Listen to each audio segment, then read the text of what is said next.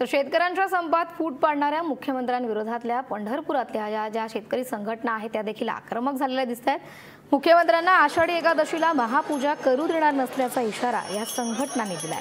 मुख्यमंत्र्यांना आषाढी एकादशीला पूजा करू देणार नाही असं म्हटलंय। त्याचबरोबर शेतकरी संपाचं आंदोलन तीव्र करणार असल्याचं देखील शेतकऱ्यांनी सांगत आज पंढरपूर बंदची हाक दिली आहे। आज शेतकरी संपाचा 5वा दिवस आहे। कर्जमाफी मिळेपर्यंत हे आंदोलन असंच तीव्र राहणार आहे आणि या महाराष्ट्रातला संपूर्ण वारकरी हा छत्रपतींचा धारकरी आहे हे विसरू नये सरकारनं।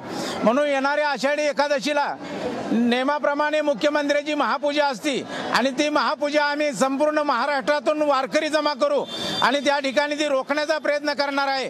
आणि उद्याच्या आषाढी वारीमध्ये जर मुख्यमंत्री कर्ज माफ न करता पंढरपुरात येणार असतील तर आमच्या सर्व शेतकरी बांधवांच्या वतीने व सर्व संघटनांच्या वतीने आम्ही त्यांना या ठिकाणी पाऊल सुद्धा ठेवू देणार नाही। 90% शेतकरी शेतमजूर हा विठ्ठलाचा भक्त आहे, त्यामुळे आम्ही पांडुरंगाला इथं येऊन आज साकडं घातलेलं आहे। हे बा पांडुरंगा ह्या मुख्यमंत्र्याला, ह्या बुद्धिवादी मुख्यमंत्र्याला सद्बुद्धी दे आणि ह्या शेतकऱ्याचं कर्ज माफ कर। आणि या बातमीनंतर बुलेटिनमध्ये आणखीनही महत्त्वाच्या बातम्या बघणार आहोत, पण एका छोट्याशा ब्रेकनंतर।